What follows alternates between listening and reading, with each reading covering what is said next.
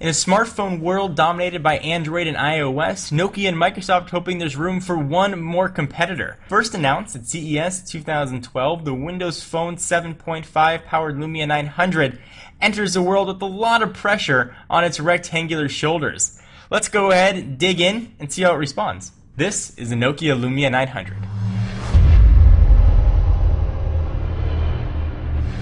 As I do with all my phones, I want to begin by talking about call quality. It doesn't matter how many gigs of RAM it's got, or how many megapixels the camera is, or how many cores the phone has. It's not going to make good phone calls. It's just not going to be worth it for you. This phone makes excellent phone calls. The LTE radio in here actually was extremely strong. With a phone like the Galaxy Note, where I typically drop to 1 to 2 bars of LTE, I was able to get close to 5 bars of LTE almost most places. Call quality was absolutely excellent. I was able to go through my 20 call test with actually 0 drop calls. A speakerphone volume was also very loud, so if you use this in the car or you want to use it as a speakerphone for meetings, you're not going to have any problems. There is a lot to talk about here from the hardware standpoint. It is a full polycarbonate backed phone, meaning this blue you see right here is blue all the way through to the core. So if you happen to, let's say, scratch the back or nick it, you're not going to see a silver or a black underneath. I really like the way the phone looks and feels in the hand. Nokia is known for their build quality, and the build quality here is absolutely outstanding. The phone is by no means a light device. We're looking at 2.7 inches by 5.03 inches by 0.45 inches, and it weighs 5.6 ounces. One thing that I did notice is using it though, especially with the blue one, it almost looks like a phone inside of a case. Just sort of a funny side note.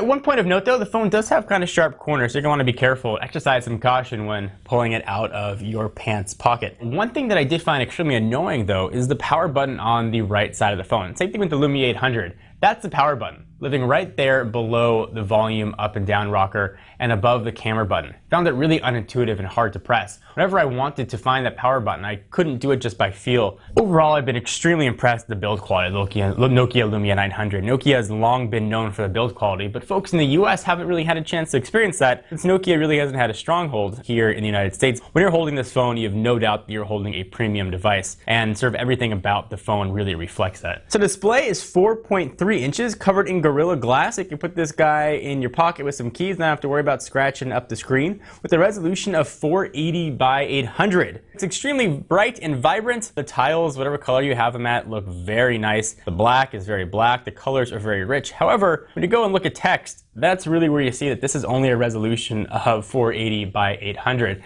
Now, in previous Nokia phones, I've actually been really happy to have that lower resolution because it makes things bigger. But coming from just testing on Galaxy Note, the HTC One X, and the iPhone 4S, this just isn't cutting it anymore. You can see how pixelated that text looks as I zoom in. It's a gorgeous 4.3-inch display that's held back by Windows Phone's limitations. Microsoft currently doesn't support any resolutions higher than 480 by 800, which is really unfortunate. If you are reading a lot of text, it's certainly legible and you can read, but it doesn't look as crisp as some competitors' offerings. Pictures do look very nice on here. They're bright and they're vibrant as you'd expect from a panel like this, but the lower resolution means you can't watch HD content. From a processor standpoint, it's got a 1.4 gigahertz single core Qualcomm chip. For those of you keeping track at home, it's the APQ8055 chip. RAM, it's got 512 megabytes, 16 gigabytes of internal storage, which is not expandable. Battery, it's a 1,830 milliamp hour battery that Nokia claims is going to get you 7 hours of talk time. I actually found that to be pretty decent. When I do my call out radio station, put it on hold tests,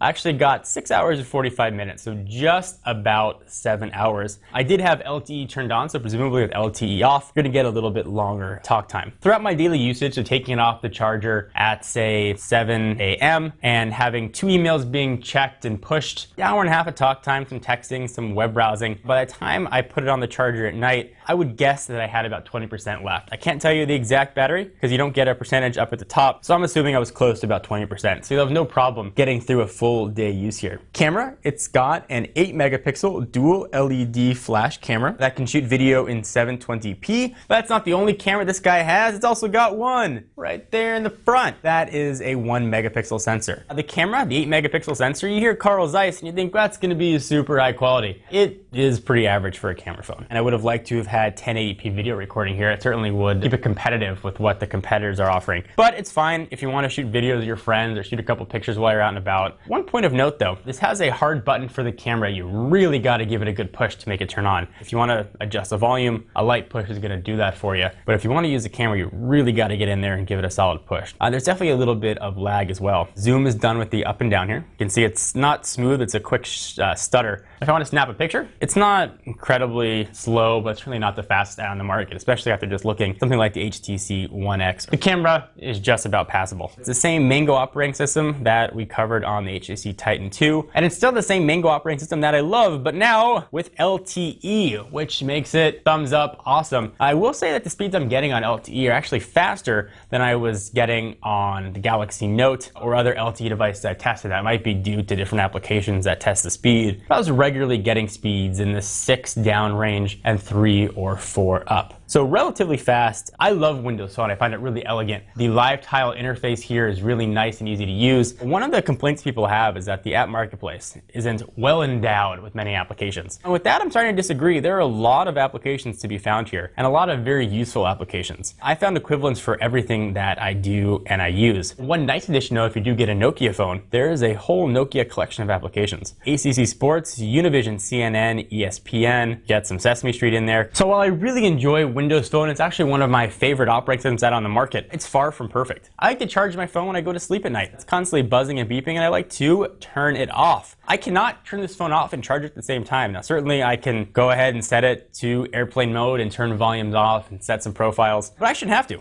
Every other phone can charge while turned off. Why won't Windows Phone? I do wish that there was some sort of classic phone ringtone in here as well. The only options you have for ringtones are all kind of funky noises and sounds. I had to go and download one from a third party. A little bit nitpicky, but I did find it annoying. So when it comes to Windows Phone, you want to focus on user experience. This is not a phone for those that want to overly customize or a phone for those that want to tweak and hack. Android's going to be your best option for those. But if you want a phone that's going to offer a really good user experience, you want a phone that's going to be very smooth, it's going to offer, buttery smooth pinch to zoom. It's going to give you decent app support. This is going to be a great phone. And what makes it an even better phone is that $99 price point. Nokia clearly has a lot riding on this, and I'm assuming is heavily subsidizing the device to get it to that under $100 price point. First release date is April 8th. It's going to be available in black or this here blue, what they're calling cyan, or if you want to hold out for a white model, you can pick that up on April 22nd. If you're in the market for a new phone, I can wholeheartedly recommend the Nokia Lumia 900, especially when compared to the more expensive HTC Titan 2. It's going to set you back $100 more. So if you're looking to hop into Windows Phone, you're unsure what you want, or you just want a phone that's going to work well and work well for 2 years, this one is definitely recommended. It's an alternative to some of the more widespread operating systems that we see. But if it says anything, this is a phone that I've been using as my daily driver, and I intend to use this as my daily driver for this foreseeable future. I'm John Rettinger from Techno Buffalo. Be sure to check us out for all of your tech news, for unboxing, reviews,